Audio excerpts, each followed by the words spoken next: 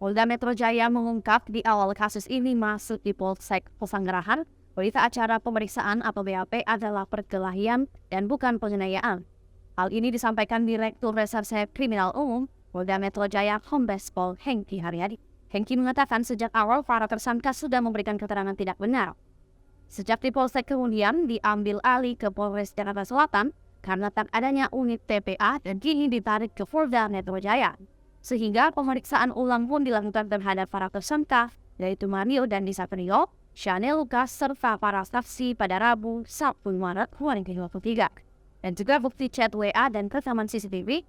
Untuk temuan baru ini, Hengki pun mengungkapkan adanya perubahan status saksi ABH dari anak yang berhadapan dengan hukum menjadi anak yang berkonflik dengan hukum atau disebut pelaku.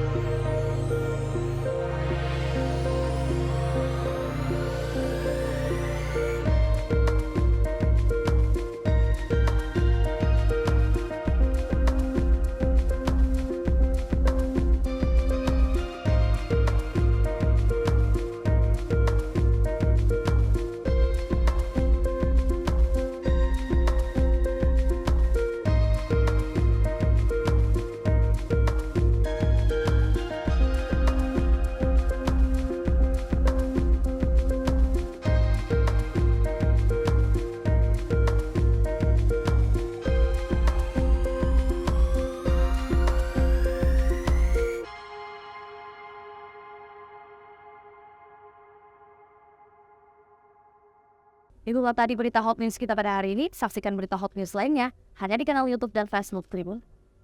Terima kasih sudah nonton. Jangan lupa like, subscribe, dan share ya.